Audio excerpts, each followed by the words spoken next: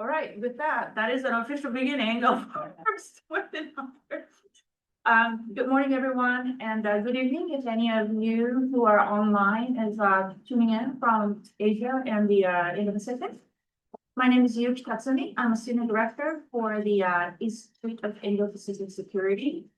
Thank you very much for coming to this morning's webinar on we're going to talk about U.S., Japan, and Australia collaboration and cooperation in the Pacific Islands. We have a great lineup of speakers this morning, and we will start our session off by the opening remarks by Ambassador Hiroshi Tajima, who is currently out there in Fiji as their Japanese ambassador. Mark and I were just saying that we are having a shift of appointment of the ambassadors in that area these days, which actually reflects the nature of the issue sets that we're grappling with. So to put it simply, our both American and Japanese ambassadors out there in the Pacific Island traditionally has been more development focused diplomats for the because of that the particular set of challenges. But nowadays, appointments have been shifting more to political and security focused diplomats being stationed. And Ambassador Tajima is no exception. He actually has worked for a long time in the Status of Force Agreement Division and Japan-U.S. Security Treaty Division. So was his predecessor, Ambassador Michi, who's now in Netherlands. But he and I actually do go a long way back when we both have a slightly less gray hair. So when I found out that he's in Fiji, I couldn't resist asking him to open this for us, and he kindly agreed. And because there's 17 hours time difference, he pre-recorded his video message. So here it is.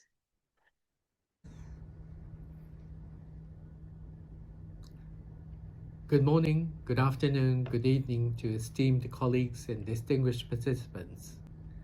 I'm Hiroshi Tajima, and I have recently begun my term as Japan's ambassador to the Republic of Fiji and to the Republic of Nauru, as well as Japan's ambassador designate to Tuvalu and Japan's permanent representative to the Pacific Islands Forum. I would like to extend my appreciation to the Institute for Indo-Pacific Security for inviting me to give a short opening remark today. I am happy to state that along with the island nations, Japan is a part of the Pacific region. Japan has long been actively strengthening ties with Pacific Island countries to promote democratic prosperity and climate resilience in the region, and address their unique but critically important geopolitical challenges. Japan extends cooperation to the Pacific Island countries through both in partnership with partners as well as through its own direct engagement. Japan has extended various forms of official development assistance in a wider range of areas, including disaster prevention, infrastructure, health and medical fields, education, and so on. Also, people-to-people exchanges are critical because our long-lasting relationship relies heavily on the younger generations. In recent years, our collaboration also has extended to wider areas, such as security cooperation and judicial cooperation. Fiji, where I serve now, is one of the first countries in the Pacific Islands where their military service has received official security assistance, such as rescue boats and others from Japan. One of the biggest platforms on which Japan collectively engages with the Pacific Island countries is through the PALM process. In 1997, Japan hosted the first Pacific Island leaders meeting. Since then, the PALM Summit has been held in Japan every 3 years between the leaders of the Pacific Island countries and Japan. I'm very pleased to highlight that the PALM 10 Joint Action Plan of 2024, collectively endorsed by the leaders through its 7 priority areas, namely political leadership and regionalism, people-centered development, peace and security, resources and economic development, climate change and disasters, ocean environment, and technology and connectivity, aligns with the free and open Indo-Pacific vision, and both of them further harmonizes with the Pacific Island Forum's 2050 strategy for the Blue Pacific continent. This strategy embodies the importance of the unity of the region, which Japan strongly supports. Also in September 2025, at the 54th Pacific Island Forum in Honiara, Solomon Islands, the leaders, through the 54th Forum Communique, jointly endorsed the Fijian Prime Minister's concept for the Ocean of Peace as the Blue Pacific Ocean of Peace Declaration, committing the Blue Pacific to remain a zone free from conflict, coercion, and external interference.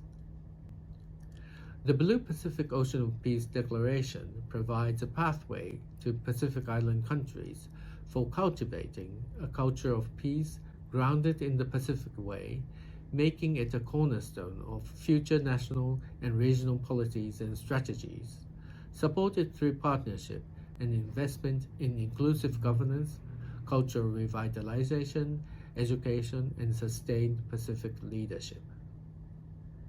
The Blue Pacific Ocean of Peace Declaration seeks to uphold respect for national sovereignty of all forum members and support national and Pacific-led approaches to safeguard Pacific peace and security.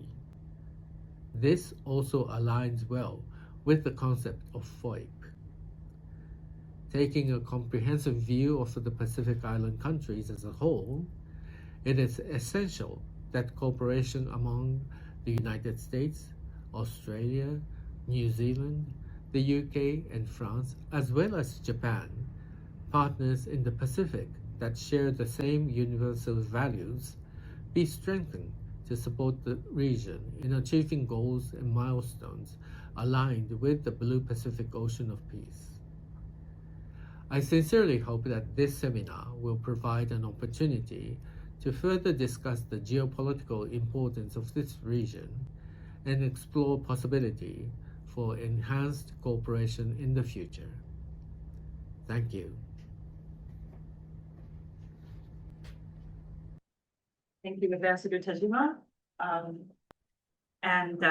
This will officially begin our conversation. We have an incredible lineup of speakers.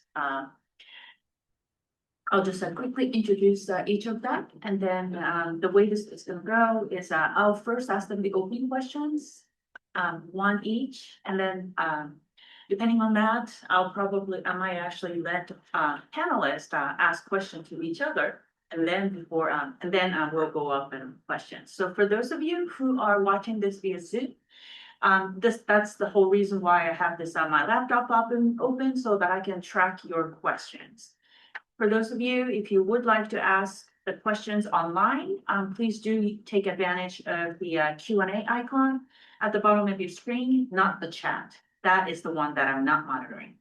So with that, we have Mr. Ryosuke Hanada, who flew in from Sydney, Australia. He's a PhD candidate and then also lecturer at the Macquarie University. Thanks for coming. He formerly worked at the Japan Institute for International Affairs as a research fellow as well.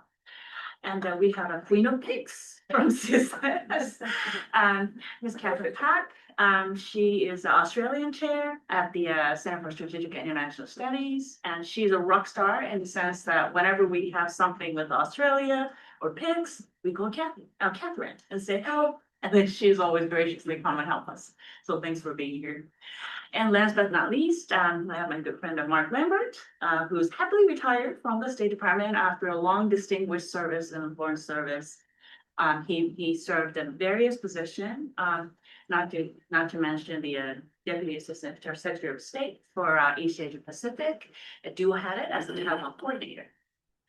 So great lineup of speakers, and I'm looking forward to getting questions from all of you as well. So let me start by asking you, Hanada-san, that those of us who watch Indo-Pacific issues have found ourselves talk about strategic importance of the region more and more. And coincidentally, Japan has just finished hosting the third Defense Ministerial Dialogue, JPID, in Tokyo. And I think this kind of highlights the importance of it. And as Ambassador Tajima noted in his remarks just now, Japan has also long engaged with the region also, but then more from a development perspective, but then that's been shifting in recent years. So, but to many people, including those of us who are here, the region's importance is not so obvious because of the tyranny of the distance. So if you can help us understand a little bit why you think these countries are very important, and especially from the Japanese perspective, you know, why Japan has maintained such a sustained time period of engaging in various ways. Right. First of all, thank you so much, Katsumi-san, for inviting me from Sydney. It was a very long flight from there to here. You did have a break in Tokyo. Yes, I did. So I enjoyed all the Pacific tour from south to north, and also from the west to east. I also like to thank my friend, the diplomat, which kindly published my article just 2 days ago. So if you're interested in my perspective on the Japanese and American cooperation in Micronesia, you can take a look at my article. And going back to Katsumi-san's question, what's the strategic importance of the Pacific Island country for Japan? I would like to, first of all, review the historical traditional importance for Japan, then talk about contemporary very briefly. So traditionally, Japan considered the region as important, especially after 1945, as, first of all, as a voting, the votes at the multilateral forum. So there's a decolonization process in 1960s, 70s, and 80s, and there's an increasing number of countries. And Japan considered these countries as an important player and partner at the UN. The second thing is the fishery. Back in 1960, Japan still had a long distance fishery industry, and tuna is still very popular in Japan. The establishment was exclusively economic zone under the UNCLOS, United Nations Convention Law of the Sea, created the huge maritime space where Japan had to cooperate with individual sovereign nations to get some access to their EEZs for doing the fishery. So it's a very important fishery zone for Japan. These are the traditional importance for Japan, but these days, it's like, I have to say this defense and security becomes quite important for Japan. Because I think I have to be very frank and blunt because of China's influence. China is not necessarily trying to have the physical presence at this moment. They're doing more political warfare, influence operation in the Pacific Island countries. But that potentially and already created some uncertainty in the region. It's quite similar to 1980s, which I'm doing the PhD research. I'm doing the Japan's policies for the Pacific Island during the Nakasone period. So Japan reacted to the Soviet influence back in 1980s. That when Soviet had a fishing agreement with the Kiribati, also Vanuatu, Japan had a consultation with the United States and Australia and considered, discussed how to react to these Soviet influence. So I think, Japan already, back during the Cold War time, Japan had some security concern. But compared to China's challenge, the Soviet didn't have the economic presence, economic leverage. There's no infrastructure building by the Soviet Union. Like recently, Chinese infrastructure project in the political presence, like a casino or some, it's a casino can be the space for, place for the money laundering. So it's also the Chinese fishing activities there. Sometimes it's the illegal, unreported, unregulated fishing activities. These are the major concern for Japan, and the scale of concern or the risk between China and the Soviet Union back in 1980s are different. So that's why Japan now react with the more tangible engagement with the region. As Ambassador Tajima already introduced, the OSA, Official Security Assistance, is one policy measure.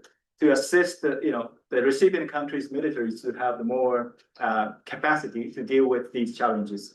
It's not necessarily for traditional security challenge. It's maybe for the non-traditional, so-called non-traditional security challenge, but it's very important for doing the capacity building, empowering the Pacific Island country to deal with these challenges in order to prevent the authoritarian regimes from engaging or intervening in the governance or the policies of these countries, the Pacific Island countries.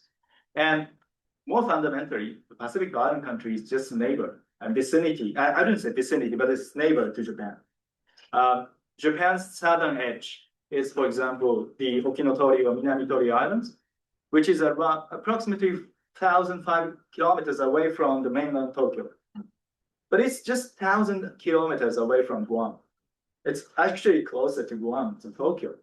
So they have, actually Japan has its own territory in the Pacific, northern part of the Pacific, very close to Guam. And also the Guam is the core, I have to say core, of the U.S.-Japan alliance because of the U.S. Missile defense operation, the Kwajalein, for example, Ronald Reagan missile site there, Hawaii, of course, the headquarters of the Indo-Pacific. These are the core for the U.S.-Japan alliance, which Japan relies on. I mean, to be honest, Japan relies on the U.S.-Japan alliance for its own security. So Japan can never be ignored of the Pacific Ocean. Traditionally, although as you rightly said, it was more development focused. It's more driven by the business interest, but now it's security interest and military concerns on the top of the priority for Japan, I think. Great, thank you so much. Very eye-opening.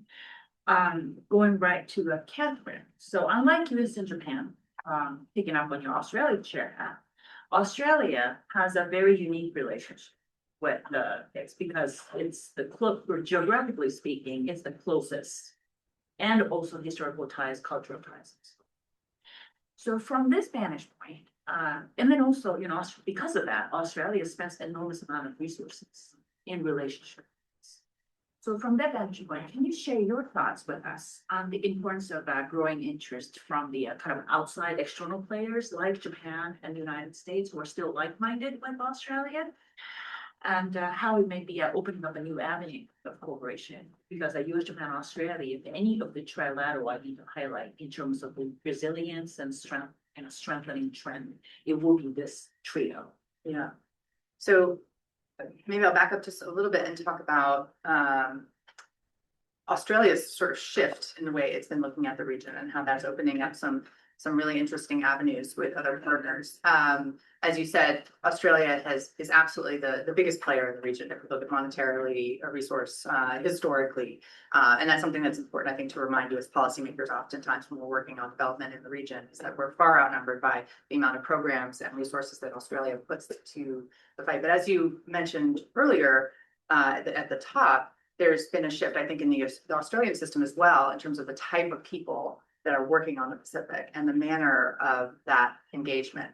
And so as was really well laid out previously about China's growing influence in the region and their growing interest in the region, prompting Japan to be more interested, that has also prompted quite a shift in Australia over the last decade or so.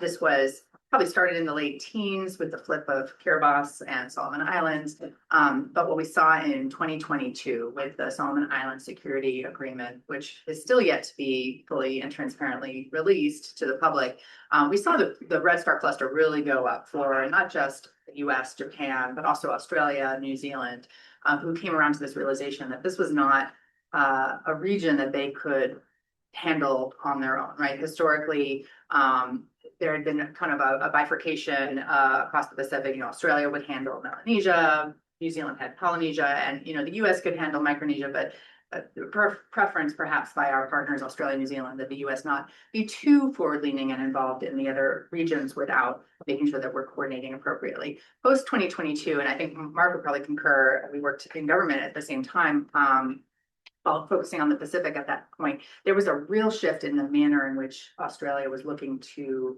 engage with partners such as the US, Japan, Korea, looking to bring in more partners into the region, and also a real openness in looking how they wanted other partners to engage, and then the almost the autonomy that they were willing, in a sense, to give up in the region. And at the same time, I'll go back to that idea of the traditionally who was working on the Pacific from Australia. So in recent years, traditionally, it's been much more development focused, as in common, I think, for a lot of our countries. But at the same time, we're starting to see more intelligence input into the development cycle within Australia. The absorption of their development aid programming into DFAT, their essentially State Department, done a little bit differently than perhaps was done in our system over the last year, a little more thoughtfully and drawn out. But that also resulted in having a bit more of a strategic overlay in a lot of the development focus that was being projected into the region. And what this has resulted in is a situation where their efforts were tied much more closely to the national security imperatives and outcomes that Australia was looking to have in the region. I'll note that this has been concurrent with a rising realization within the whole of Australia about the threat that China poses to Australia. We see this in the evolution of language through Australian defense documents starting in 2016 with their defense white paper at the time, which started to recognize that Australia's strategic planning is not limited to defending its borders, but did not specifically call out China or Chinese actions. And then you progress through the 2020 Defense Strategic Update that made a marked shift in articulating the need for more proactive Australia in defending its region, all the way to the 2023 Defense Strategic Review, which went even further by recommending a shift from defense of Australia doctrine to a whole of government national defense. And this is really significant in the Australian system because it essentially promoted this idea of a proactive Australia working externally within their region with partners and allies, and instead of being a passive recipient to what was happening to them within the region. And we also saw a more clear articulation of China as a threat to Australia's national security interests and a desire to work with partners like the United States to protect their interests across the Pacific Islands. Secondly, Australia's approach has shifted. As I already mentioned, it's been more informed by the intelligence cycle and more of a strategic overlay, but we're seeing this proactive activity across the Pacific, especially in the last year or two, partially again prompted by the Solomon Islands agreement in 2022, but the seed started much earlier than that as well. There was a coordinated effort with New Zealand to get back into the Pacific, as I mentioned, as a reliable partner, deeper coordination with partners like Japan, South Korea, conversations with India, the EU, Canada in various formations like the Partners in the Blue Pacific, which was something started during the last administration, but still exists today, informal strategic coordination mechanism to help coordinate those efforts. And Australia was a founding member of that organization, and it was really pushing to bring in outside players to help coordinate together. And this was also prompted a more active foreign policy by Australia over the last couple of years. We've seen some really interesting moves last year, like the formal alliance with Papua New Guinea, really big deal. And then if you even go back a little bit further with Papua New Guinea, earlier in the year, they had that really creative rugby agreement, which I always like to highlight as an example of a really security-minded and creative solution to Australia's security imperative across the region, essentially agreeing to give $500 million to help support Papua New Guinea Rugby League, and also welcoming the Papua New Guinea Rugby League rugby team into the Australia's Rugby League, which was something that Papua New Guinea has been pushing for quite some time. So they took something that Papua New Guinea was very much craving and partnered it with, and also you cannot have a security arrangement with a third country as part of that agreement. So we were seeing a much more creative and security-minded approach by Australia throughout the region. So perhaps just wrap this up with, we're seeing this shift in Australia's approach, a shift in Australia's way of engaging with the region, and openness to working with partners and allies, and concurrently with an increasing willingness of other partners like Japan to be more proactive in the region. And so I think there's a lot of potential for potentially doubling down on trilateral efforts like Australia, Japan, U.S., work on cables, ICT infrastructure, coordinating efforts across other development mechanisms. There's some complications that perhaps Mark will get into with where the U.S. sits in the region at the moment and how Australia and Japan might navigate that. So I think that is something that we could perhaps talk about a bit more in the discussion, but perhaps I'll leave it there. Great, thank you, Kathryn. When you mentioned rugby, I was like, that's another avenue because Japan's also kind of Yes. a very Yes. good rugby league. Yeah. And, I mean, rugby has been quite popular. So, anyway, last but not least, Mark, welcome. So, as Kathryn alluded to, we do have a little bit of a navigating to do when it comes to the U.S. policies. As we all know, the recent national security strategy and defense strategy have really not discussed the second island chain. They have a laser focus on a first island chain. So thus, there's not much of an articulation of U.S. interest in this area that we're talking about today. However, it is interesting to note that the first Trump administration actually were very, very engaged with the PICs, and a policy had been picked up. That policy actually had been picked up by the Biden administration. So that is one of the policy areas that they had a bipartisan feel to it. And just as in case with Japan, importance of PICs are not obvious to most Americans, because of the terrains of the distance, even though they are much closer to the U.S. because, there's a Guam and there's Hawaii. So just like I asked Hanada-san to dissect it for Japan, can you help us also understand why U.S., those of us who live in a CONUS, needs to care about PICs, other than being a great destination for vacation? Well, thank you, Yuki, for giving me this opportunity. When we talk about the Pacific Island countries, as we call them, the PICs, I think it's useful to think about their significance both individually and geographically in toto. So let's talk about them individually. And I think it's important, particularly as outsiders, that we do that, because there is a tendency all too often to talk about why the PICs are important only from a geopolitical competition with the PRC standpoint. These countries are important in and of themselves. Let me give you some examples. And we're talking about 12 countries, plus 2 soon-to-be countries, maybe in the form of Niue and the Cook Islands, that have boats in the United Nations. They range in size from Papua New Guinea, which no one really knows how many people live there, but probably 12 million-ish, to a country like Niue, which has 10,000. Or Nauru, which has 10,000. Niue has fewer than 2,000. Yeah. Vast natural resources, mineral wealth in Papua New Guinea that Lord knows how much is there. Strong members of the United Nations in the form of peacekeeping provision by Fiji. Biggest source of tuna on planet Earth. And Lord knows how much mineral wealth on the Pacific floor. Each of these countries is very proud, and they're different. I think you're struck dramatically linguistically, background, religion, etc. How different. As Kathryn said, the traditional spheres of influence had been the United States looked at Micronesia. Now that was an accident from post-World War II when we took over Palau, what became Palau, Federated States of Micronesia and Republic of Marshall Islands, as UN trust territories. The Australians traditionally had a colonial relationship with Papua New Guinea, but also a strong presence in Solomon Islands and the rest of Melanesia. New Zealand, because it handles the external affairs of Cook Islands and Niue, but also had a strong presence in Polynesia. That's sort of how things were looked at. The security importance of these was also evident.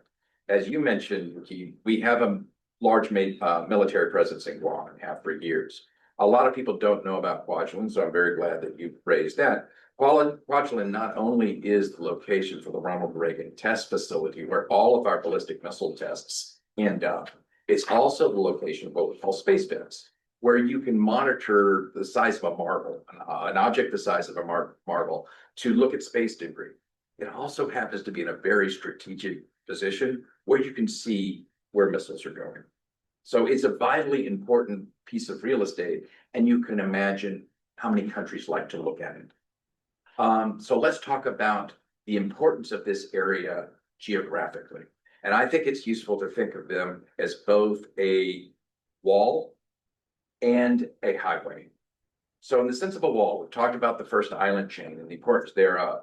You could make the argument that Palau is first island chain adjacent because of its proximity to the Philippines, Japan, the rest of Asia. It has a special place that provides them opportunities with tourism and with economic prosperity that many other countries in the Pacific are envious of.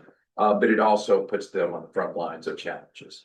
Papua New Guinea in a similar position because of where it was, the stories that we learned in World War II, where Japan and the United States both saw the importance of Pacific islands. And so these places like Tarawa, which is in Kiribati, Peleliu, which is in Palau, Kwajalein, which is in Marshall Islands, Guadalcanal, which is in Solomon Islands.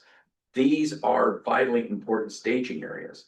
Even going back to the 1920s, there was a Marine officer named Ellis who pointed out and was prescient in seeing the importance of what became the island hopping campaign of World War II. He described these islands as a cloud, an area through which commerce from the Americas goes to Australia and to Asia. That is still important. And that is one of the reasons why we're concerned about a growing Chinese presence there. In 2022, when the Chinese surprised us, frankly, with their inroads into the Solomon Islands, that served as a wake-up call. I was saying, wait a minute, we need to pay more attention to this part of the world because it's intrinsically important, but also because of the geopolitical importance of it. If the Chinese were able to build a deep water port in the Solomon Islands, that would complicate our ability, our American ability, to provide for the defense of Japan, for Korea, for Taiwan, for Australia. It's that simple. And so going with what we need to do, we need to meet the Pacific Islanders where they are. They do, like I said at the beginning, they do not want to be seen as pawns in a game between the Americans and the Chinese. They have their own concerns. Primary of those is climate change. Some of these countries are going away. Remember, 3 of the 4 atoll countries on planet Earth are in the Pacific, and they're likely to disappear with rising sea levels. So that has a refugees ramification. It has a sovereignty ramification.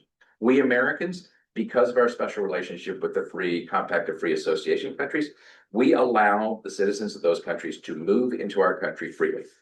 There are more Marshallese who live in CONUS than live in the Marshall Islands. They tend to be congregated in Arkansas and Oregon. And as an Oregonian, I've been fascinated watching this transition going.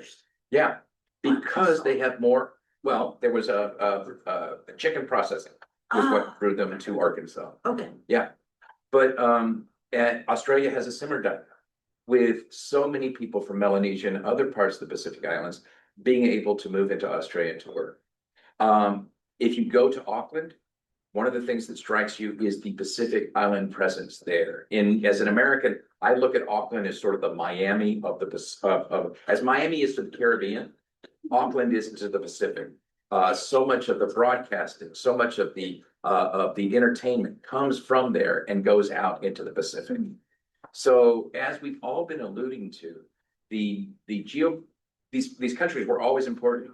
The geostrategic challenge posed by China has caused us to up our game, and it's allowed the 3 countries, Japan, Australia, and the United States, to also reach out and try to expand the number of countries.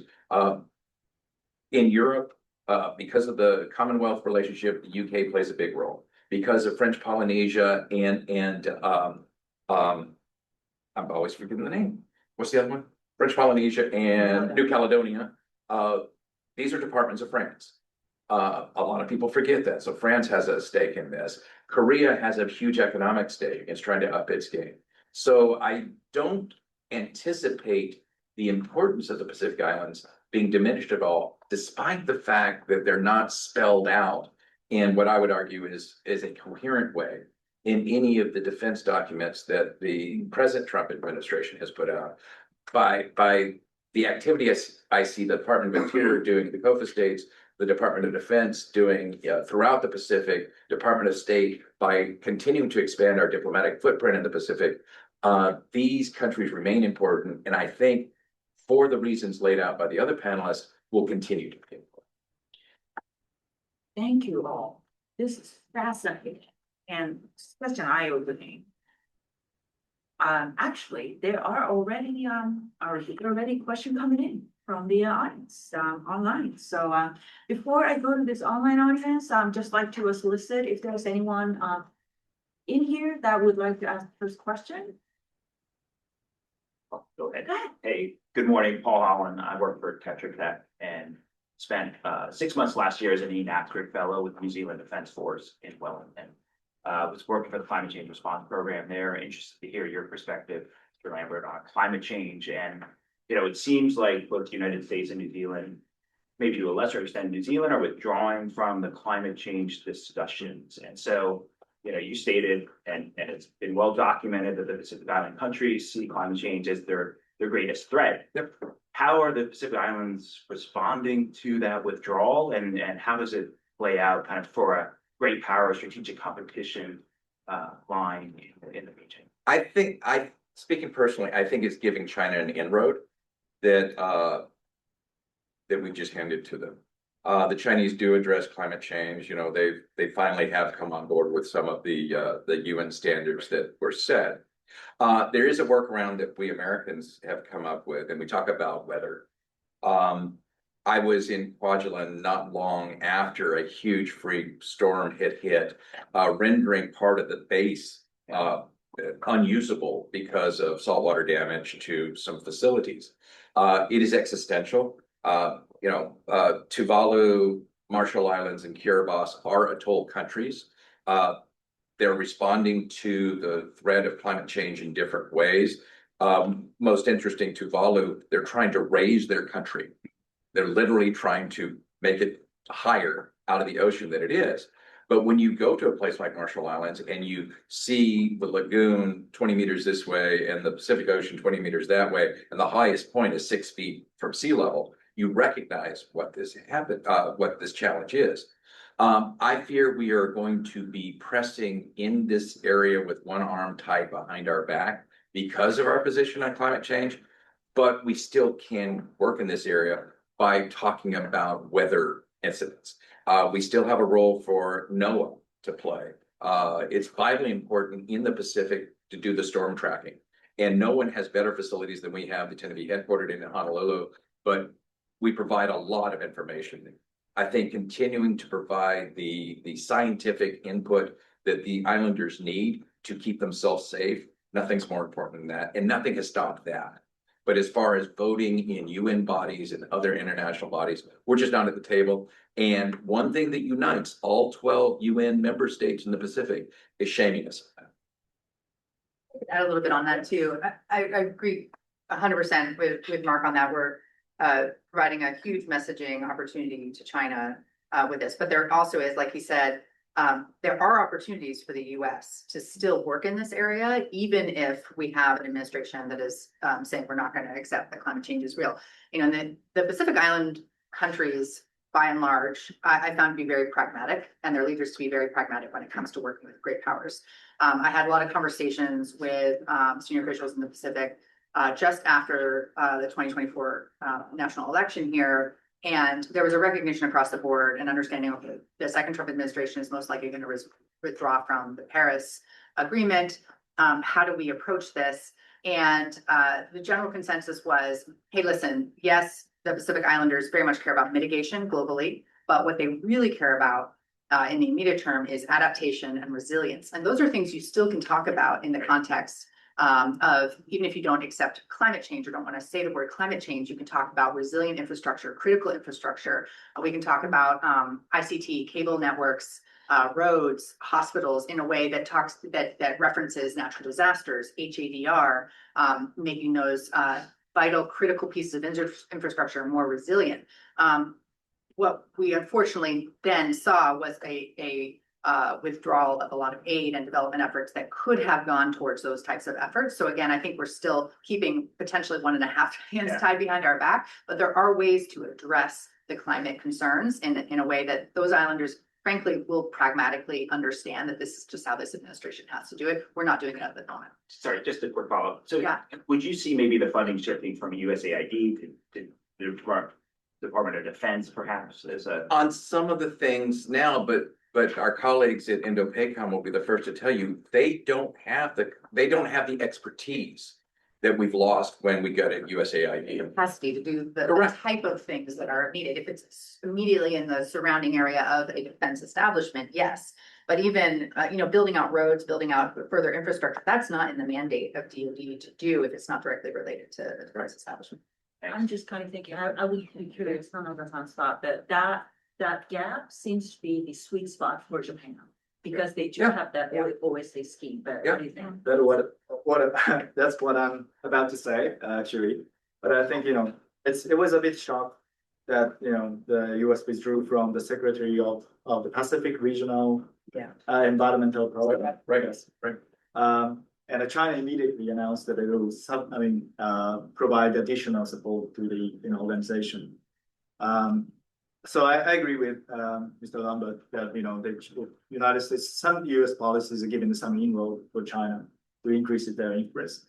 But again, going back to Tatsumi-san's point, I fully agree with you. That creates some space for Japan to provide additional support or increase its presence in the region.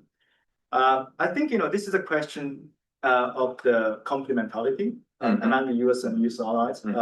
It's not imaginable that all countries can satisfy the 100% expectation of the Pacific Island countries, because we have a different national interest and different governments. But I think, when the US takes some policy, I think it's creates some space for Japan or Australia to give some additional or policy drive to, increase its engagement in certain issues. And then this climate change or climate resilience will be the major area for Japan to provide some additional support.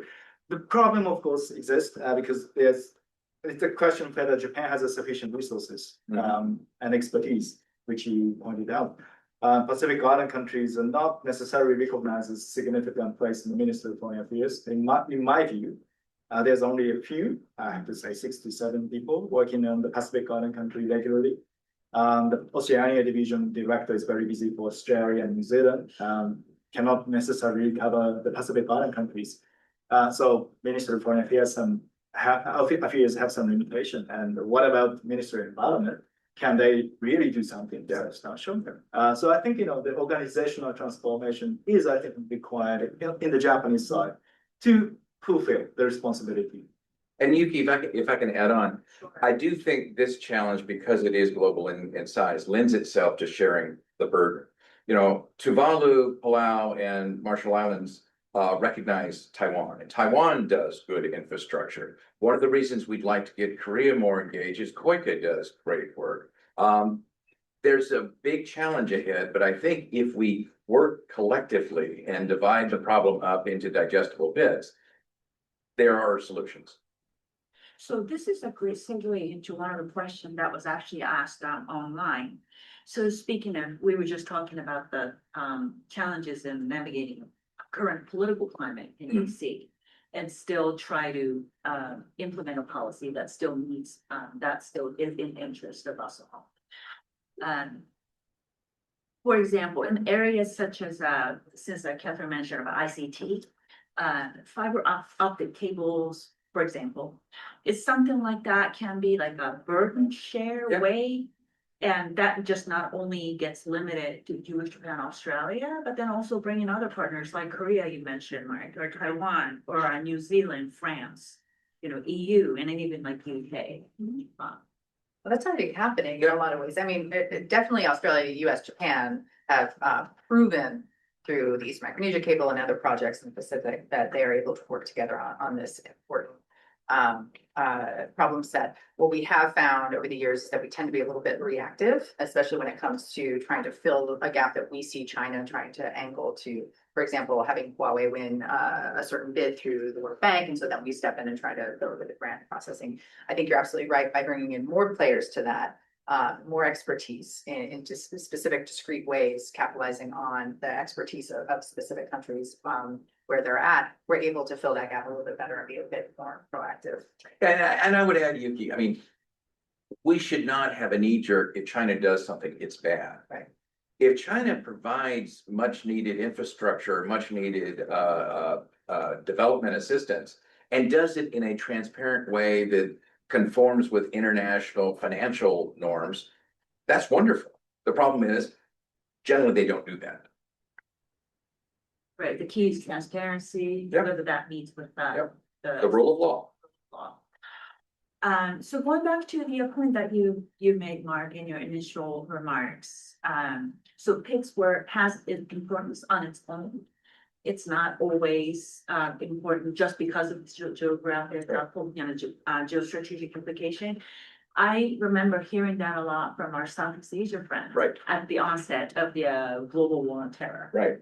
Right? Like, are we only important now because we have a lot of Muslim population in our region?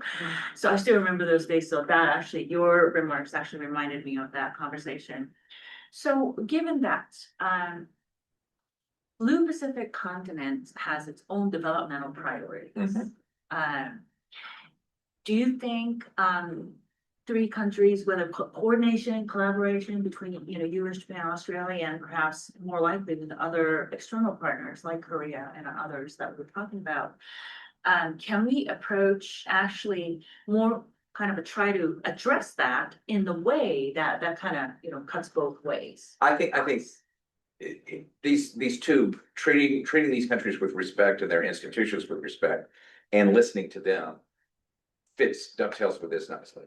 The Pacific Islands have an organization, the Pacific Islands Forum. It's headquartered in Suva. It's a fantastic facility. And as you said, Yuki, they've laid out what their priorities are.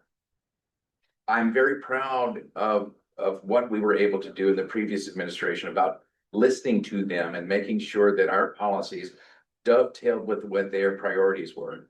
That's just basic common sense and good diplomacy to do that. The fact that we and Australia and New Zealand are members of the PIF, that we have a physical presence there in Suva and can engage with the Pacific Island Forum, that's half the battle. But then we have to make sure that when we're making our own national decisions on what we can provide and what we wish to provide, that it dovetails with what the recipients want. You don't want to be offering them things that they don't want. And to the extent humanly possible, you want to make sure that you are listening to them and meeting their priorities. And that doesn't mean, and I think the struggle comes when, with this administration, I think part of the reason why there was a halt of the foreign assistance is there was a view that our foreign assistance was not appropriately tied to our national security priorities. And I don't think anyone in the foreign policy sphere in DC would disagree with the idea that our foreign assistance should be tied to national security priorities in some way. But I don't think those two things are mutually exclusive. Listening to the region, and one thing like Mark said, we tried to do in the last administration, if you look at the Pacific Partnership Strategy, the first ever U.S. strategy for the Pacific Islands that we launched, we took the 2050 strategy for the Blue Pacific and showed how our objectives were tied and nested under that. In a way, so it said, our objectives for infrastructure, for governance development, tie over to this 2050 strategy objective. Now, everything listed in there that we wanted to be able to do in the region meets our national security priorities, either through strengthening relationships and ensuring that our influence and presence is robust, and or ensuring that things like ICT networks and critical infrastructure is built out. But by we were able to find ways to tie that to also priorities in the region to be able to meet it both ways. And the important part there is being able to articulate that and explain how what we're doing meets their priorities and vice versa. And maybe we didn't do that as well as we could have in our system, hence what led to some of the reversal of some of those activities. One of the success of Japan's recent diplomacy for the Pacific Island is creating the convergence of interests between the Pacific Island country and Japan. under the name of of Indo-Pacific and also Blue Pacific Treaty. So Japan didn't push the idea of the free and open Pacific. It has multiple elements within the FYP, but I think in case of the Pacific Island countries, Japan pushes the idea of rules-based maritime order, rules-based the principal rule of law, and not asking them to take position on the South China Sea issue or East China Sea issue, but just telling them that the importance of keeping this UNCLOS and also the freedom of passage, basic rules of maritime order, and telling them, trying to discuss these issues as a common concern, a common interest. So I think that is sort of the Japan's recent success with the Pacific Island countries. And then they do not use the term of the free and open Pacific. Pacific Island countries do not use it. But I think if you look at the concept of the Blue Pacific and also the free and open Pacific, there's a strong convergence interest. I think that should be complete. Thank you. I will be remiss. Jillian. I'm Julie from Taiwan. I have a question open to the panelists. Since the second Trump administration now already proposes an idea of America first foreign policy, with a focus on investment-driven foreign policy towards the Pacific Islands, and then we understand that it seems that the administration like to use the foreign policy examples in the Pacific Islands to other regions in the world. So we are wondering, in terms of policy coordinations like minded countries, how are those countries react to this new foreign policy direction, and how are the Pacific Islands countries take on that? So yeah, I have some thoughts I could kick off.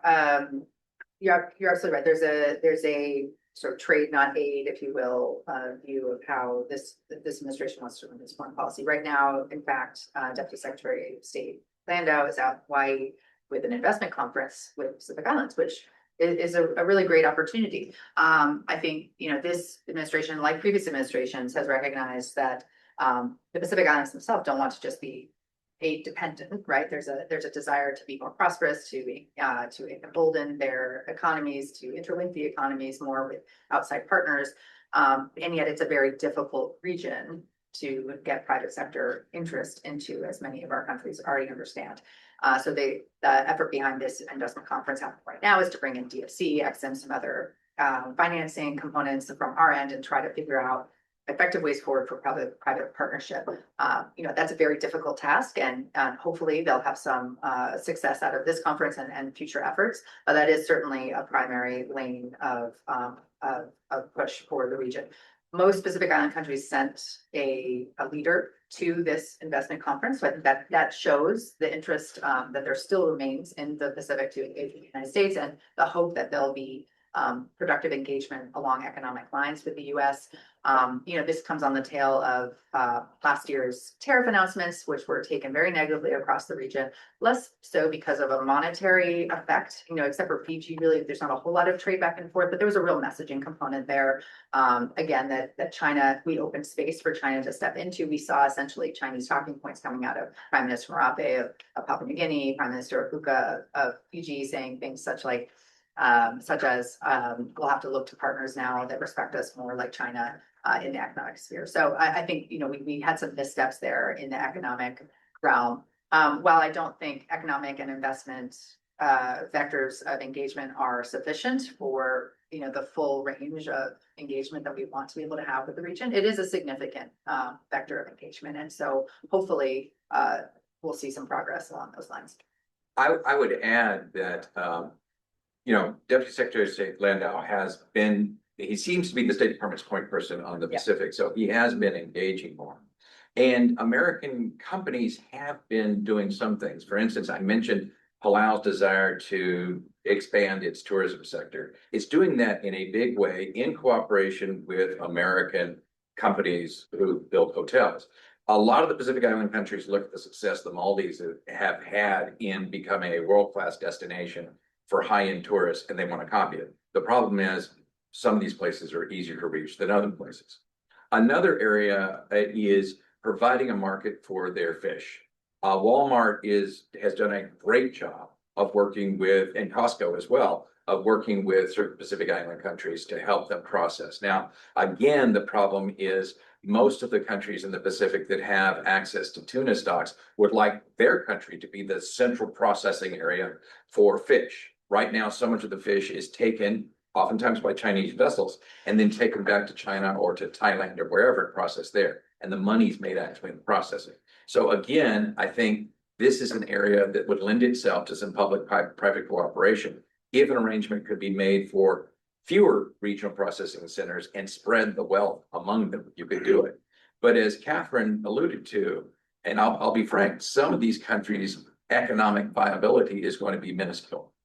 You know, if you have only a few thousand people and you're an island country void of natural resources, there are only so many niches you can hit, you can work into. And so there is going to be an aid and trade component to this moving forward. And we just need to be open, clear-eyed about that. And just in terms of Japan's case, I think the question is whether we take the America First policy as just a risk or opportunity. I think one of the reasons why I'm now doing some research on Japan-U.S. cooperation, Micronesia, is that it aligns with the current U.S. administration's policy, which asks the allies to take more responsibility in their own region. Of course, where is the region, you know, for Japan? Traditionally, it's just alongside the first island chain. That's a lot. I mean, that's why, you know, Japan is increasing investment in the southwestern island chain to counter or to keep the denial capability against China's A2AD and also the China's potential invasion of Taiwan. But I think Micronesian region is potentially, I mean, it's geographically very close to Japan, also has some historical relationship with Japan. And also looking for the biggest market from the Micronesian perspective, US mainland is too far, actually. Yep. And Japan, which still have the 125 million population, the third largest economy, is ideal market for their fishery industry. Right. Yeah. So I think now may be the time, because of the America First policy, that Japan should take more responsibility. And I think, you know, they should proactively sell their ideas to the United States rather than just waiting that America, Washington, D.C. to say something to do.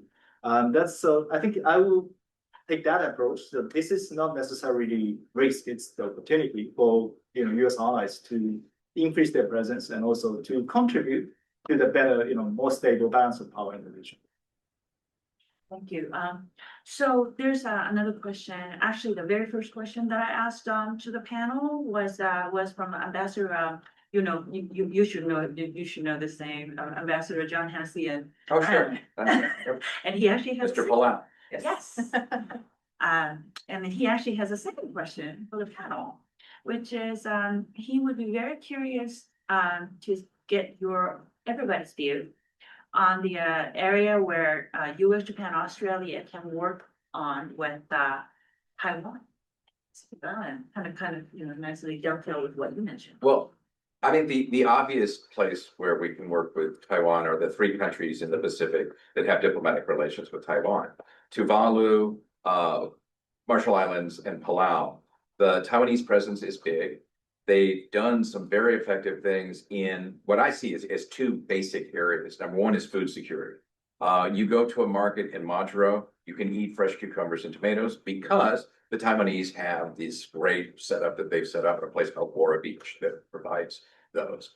The tyranny of distance is a real thing in the Pacific, and it affects health.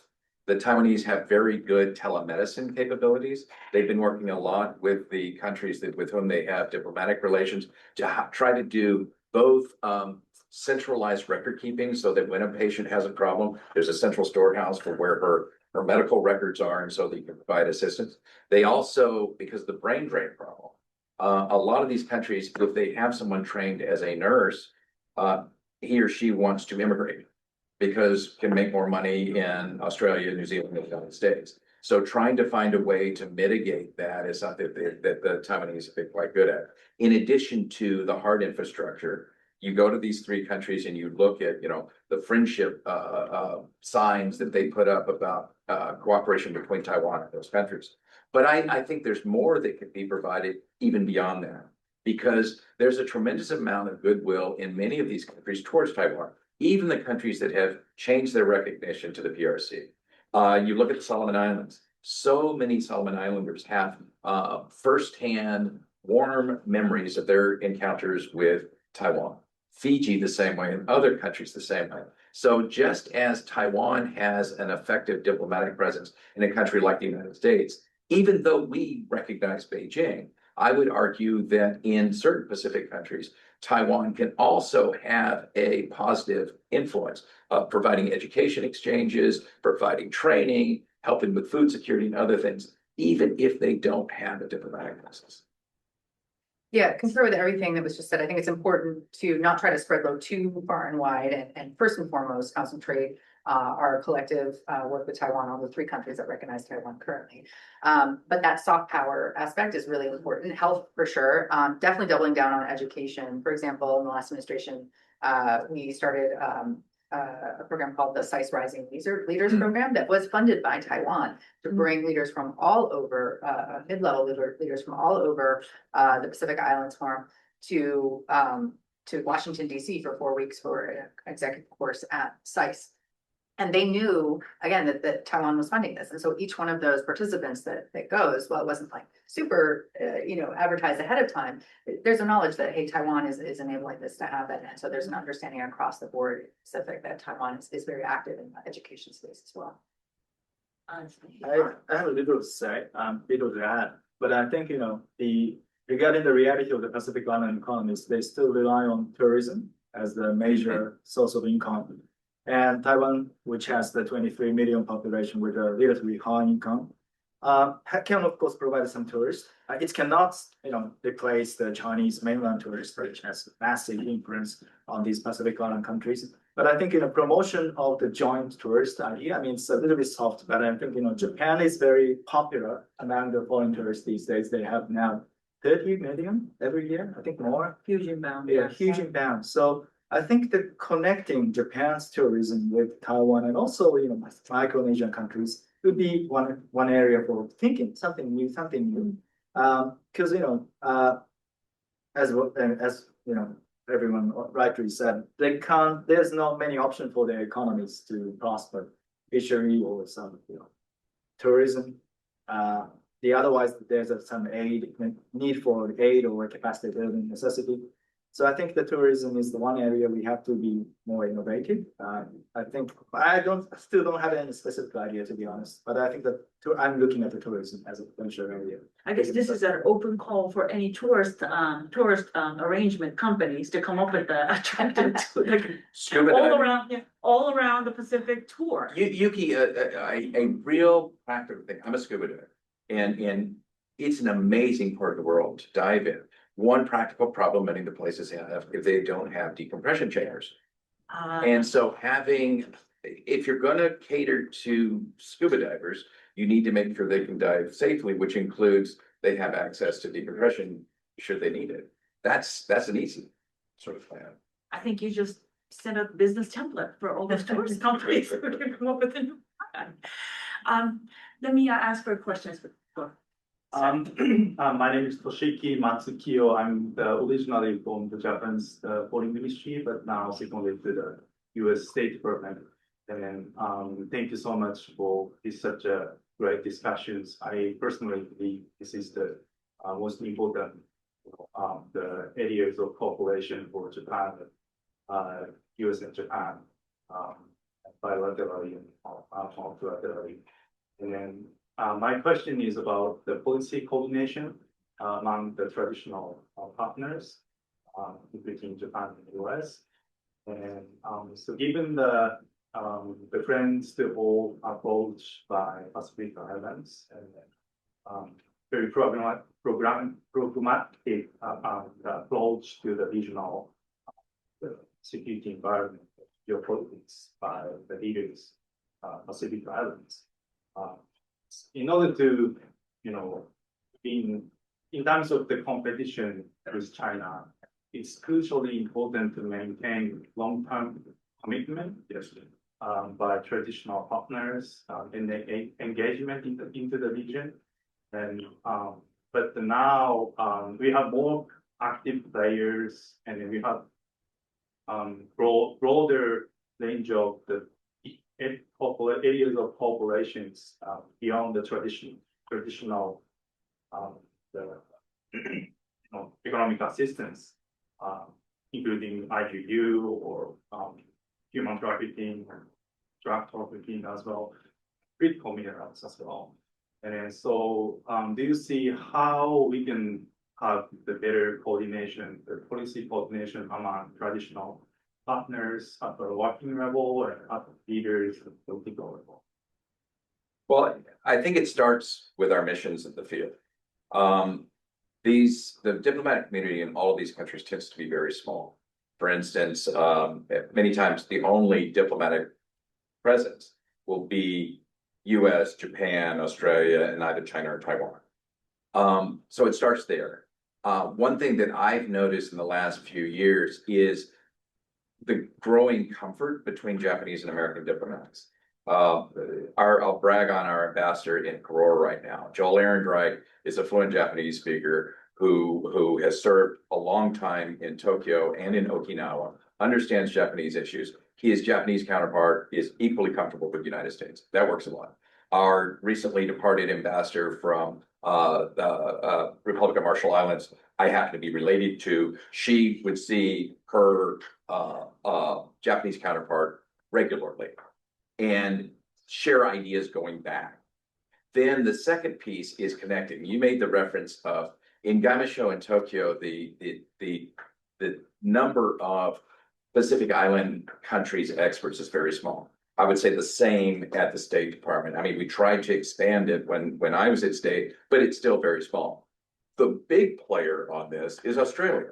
When Penny Wong started devising a response to China moving into the Solomon Islands, one of the most tangible parts of that was creating the Office of the Pacific and DFAT. And it's what, 200 people? Over 300. Yeah, it's huge. Wow, it's big. And it's gosh. it's interagency. So it's not just diplomats, it's development, it's Australian Federal Police and others. Now that's being serious. But I would say the Kiwis, a very small footprint, they've also upped their game. So making sure that we're linked, and don't make this more complicated. I mean, yes, Tokyo and Washington are a long way away, but have regular secure calls or calls together. This is what my person's doing. This is what your person's doing. When you have a delegation going to post, make sure that they're plugged in with the Australians and the Japanese and vice versa. It's time consuming, but it's not complicated. I think this is like the perennial problem, right? And this is something we worked hard to solve. And I'll agree with Mark that the basis of it is in the field. But I think beyond that, because so much of what we do in the region is regional, and there's so many more interested players, right? And one of our advantages is that we have partners and allies that we work with, right? China doesn't have that. And being able to show that we can effectively work together is a real advantage. But on the flip side, if we're coming on top of each other, these are very small bureaucracies. They often complain. You have, the UK sending out someone to talk about MDA, and 2 weeks later, the US is doing the same thing, and they weren't coordinating at all, and we're just taking up their time. That's what we need to avoid. That's why we tried with the last administration to start on the Partners in the Pacific. There were some issues with that just in terms of how it coordinated early on with the Pacific Islands Forum, because it's essential that any sort of coordination body is coordinating directly with the Pacific Island Forum, because they have to be the central point for this. But that said, one advantage of that was it did bring together mid-level operators regularly, like bi-weekly, to talk about what we're all doing, what some of our long-term objectives are, and try to figure out some basic programming that we can all do together and show, to the region, hey, this is something like an HADR build out or a ship that's coming around the region that we can do together. This is sort of like creating the muscle memory of it, right? And then we tried to elevate that to about the Deputy Assistant Secretary level, a little bit higher. I think something like that, a little more formalized, is necessary, because it's great to have all, the field is very important to have people talking at those levels, but a lot of that is personality dependent and, the expertise that you have in the field. And frankly, the US doesn't have the diplomatic presence in the Pacific Islands that we need to have as well. So having some sort of formalized mechanism to be able to coordinate regularly, both securely and unsecurely, is really critical. I agree 100%. So we should avoid the duplication of capacity building or aid. It should be coordinated. I think that's why I think you're asking the question how best we can coordinate those policies. I think from the Japanese point of view, or some newcomers' perspective, I think, first of all, they should acknowledge the strong presence of ANZUS, 3 countries in the Pacific Ocean. So US, Australia, and New Zealand have the resources and experiences of providing some support. So I think, that acknowledgement leads us, Japan, to first of all do some research, what they have done, what they're doing, how they're coordinating the policy so far, and finding some area that Japan can have some competitive advantage. So otherwise, Japan's approach would be just duplicating everything what they have done. That's maybe an important thing. And I agree with Mark that we can start with the missions in the field. Regarding the case of the Quad, Australia, India, Japan, and the United States Quad. I've heard that the former Japanese ambassador to the UK back in early 2000 had a regular meeting among the Quad countries, even before the establishment of the Quad idea back in 2006. That is true. So I think that's a very important thing. When the local ambassadors can have regular contact, talk about what they can do together in that country, and then it can be expanded to the regional level. Sometimes Japanese, embassies, between embassies, our communications are not very good, to be honest. Embassy in Fiji and embassy in Papua New Guinea are doing some communication, but they're not necessarily coordinating their policy. They're always communicating with the headquarters, with Tokyo, but not among the embassies. So I think the coordination among allies or partners is important, but also the coordination within the one country is also important. I think that, we can start with that as well. Is that the situation with the US, Australia, like different diplomatic posts? Oh, very much. Because you Kind have, of mirroring the issue, the challenge? yeah, you have two challenges. An ambassador is responsible for her country's, the country where she's residents relations with the United States or Japan or Australia, and is going to be focused on the unique challenges those are. As Kathryn was saying, we also have a regional strategy, and we have to look at this comprehensively. So we've got to be able to do both. And one thing that I noticed, I was 35 years a diplomat specializing in East Asia. I didn't even know the capitals of the countries in the Pacific before I started working on them. Making the issues involved in the Pacific more mainstream for everyone, so that our embassies in Seoul and in Tokyo and in Canberra can talk intelligently like they do about Iran or Ukraine or other issues. That's a great point, actually, because I made tons of new discoveries since I started working. I know, it's a fascinating set of issues. The Pacific literacy is low It is. in all of our. That's such a basic challenge we have. It is. That is a great thing. Any other questions from the room? Otherwise, I would go to the online question. So since Hanada-san mentioned ANZUS, there's another sort of kind of regional framework called AUKUS. How something like that might fit into this rubric of partnership?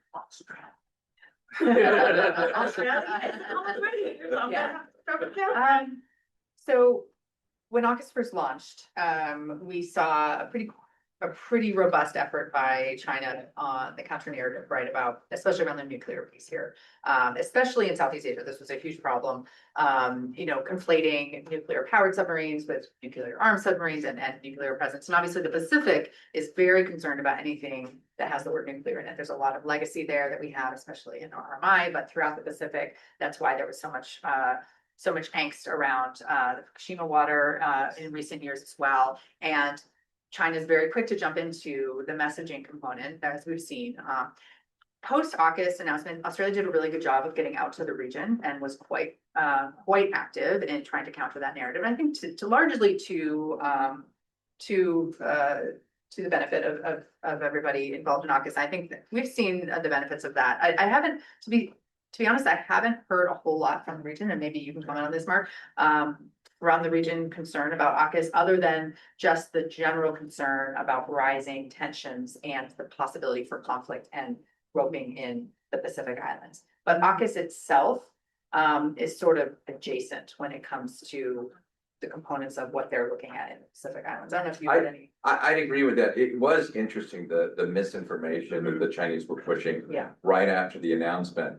They started backpedaling pretty quickly when it was pointed out that they dump more nuclear water into the Pacific that came out of the Fukushima disaster. And also that their attacks on range are nuclear powered themselves. Yeah. Interesting. And any other questions from the room? I'm trying to go back and forth to be fair. So, this one is for you, Hanada-san. So as we all know, Japan is going through some transformation.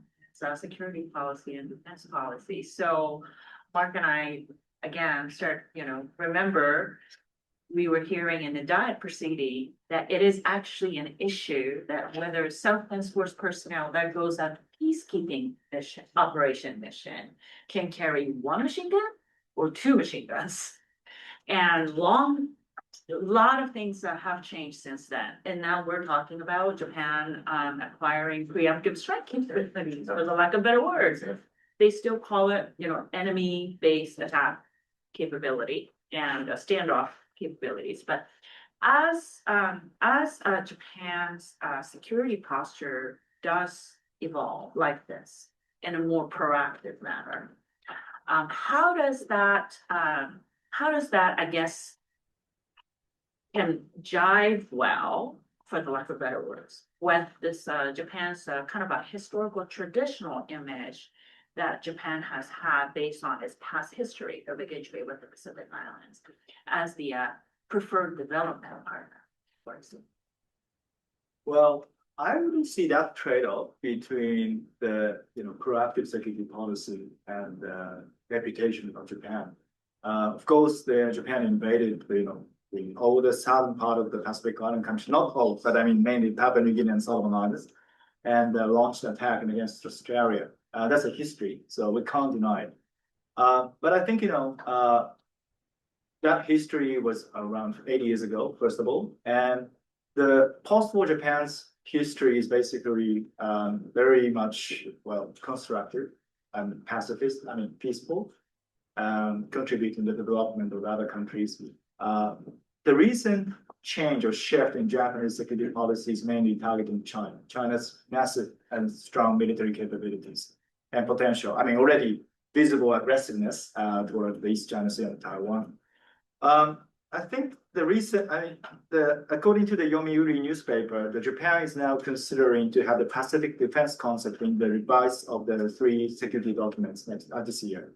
The idea is deploying some radar system to Kita-Daito-jima. It's just 300 kilometers away from Okinawa, and Iwo Jima, known as Iwo-jima in the United States. It's a refurbishment of the airstrip and also having a bigger port for accommodating the bigger ship, and also putting some radar system in the Minami-Torishima. So it's like it's on the line of the 25-degree north. It's the Pacific Island arc or corridor of freedom is around 5-degree north, but 25-degree north. Japan is now increasing its presence, but it's not offensive capability. It's basically defensive. It's a radar system or providing some anti-air capabilities. So it's just a necessary deterrence measure, and also improving the denial capability of the U.S. and its allies. I think maybe it's related to what Kathryn said before. Maybe China used this as an opportunity to spread narrative that Japan's imperialism is coming back to the region. I think Japan will, of course, defend itself from those kind of narratives. But I think it's very important. Australia and United States, these countries said, no, it's just different. Japan's return of the League of Nations mandate. Well, no, there's no Nanyocho. I mean, the South Sea Bureau. There's no Japanese military facilities established there.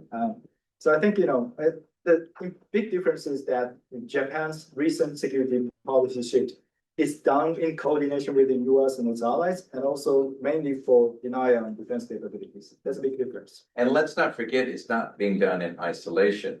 As recently as December, the Australians went public with a Chinese helicopter carrier, frigate, and destroyer passed near Australia into the cloud of of the Pacific Island countries and couldn't be tracked because they didn't have AIS on.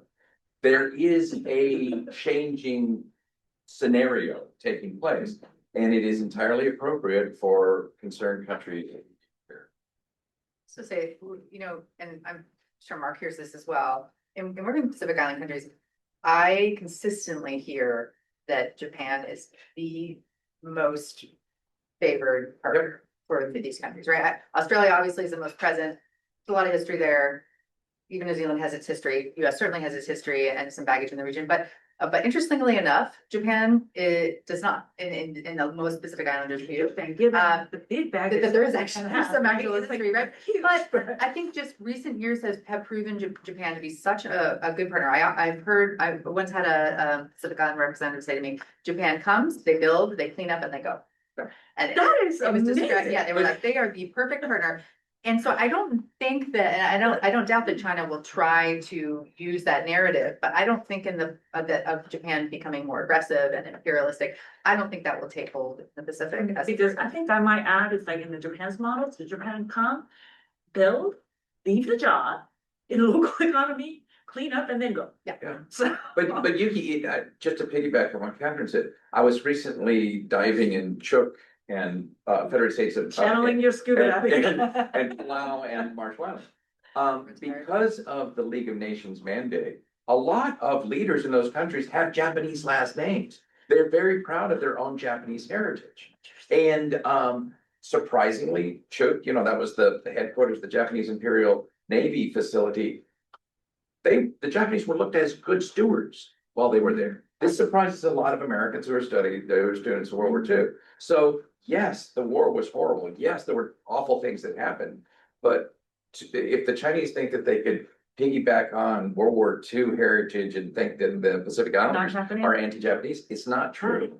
Interesting. That actually is very good news. And again, this is a new discovery for me, you know, like, you know. But I think, can I just add one thing? I think, you know, you said it's a new discovery for you. That's I think, the problem with the Japan. Micronesia, which under the League of Nations mandate, or, you know, the island where Japan and the United States and Allied forces had a battle, are forgotten in the Japanese society. I just, you know, compare the globe of the pre-war period, made in 1920s, and then the globe made after 1950. The pre-war version has all the name of islands on the globe. From Palau to, you know, everything. All that. And then they disappeared. This disappeared in the post-war version. I think, you know, I don't know whether that's intentionally erasing the memory of the war in the Japanese society, because that's a negative history, generally speaking. But I think it's very important that they should recognize the existence of these islands, not just as a legacy of the Second World War, but actual existence of people and also in the societies, in island societies in the Micronesia or the Melanesian region. So I think the Japanese society or government, I don't know, education sector should, you know, stop thinking this as the legacy of the war, but just exist in contemporary issue. They can do more proactively. That's maybe the problem, and we have to do something. Well, we're coming to the last 5 minutes of this very fascinating discussion. But I would just invite, last but not least, to the room to see if there are any one last question that any of them would like to ask. Any of you would like to ask?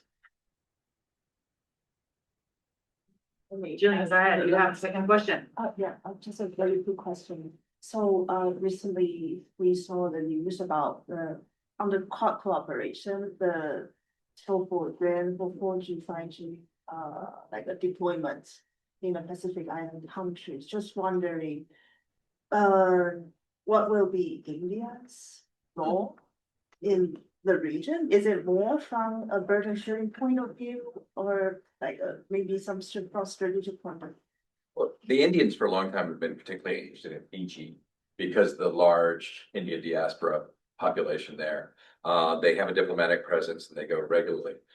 Beyond that, I'm not aware of much.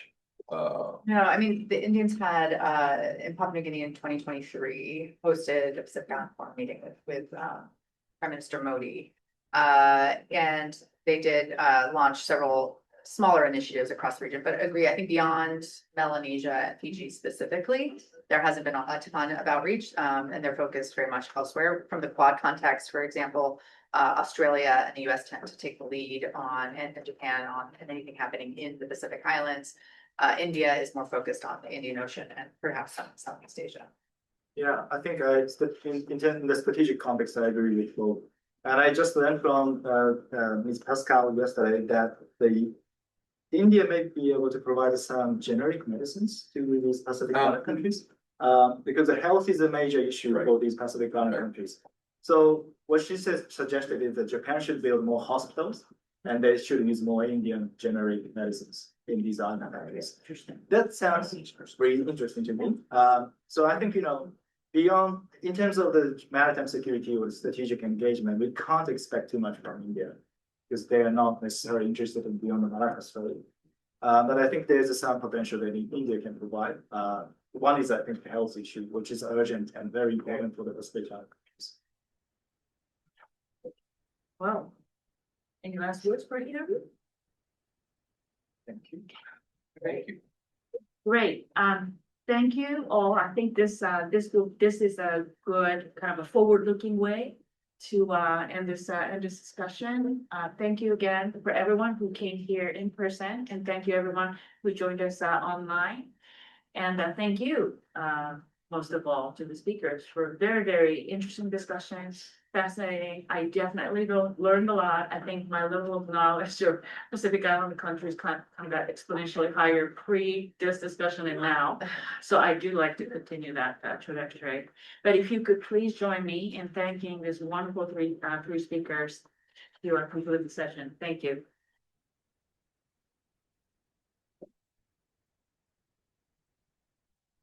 Thank you again for coming. Yeah, so much to talk about. Yes, Yes. Oh, yeah, sure. In our- Other events, Yes.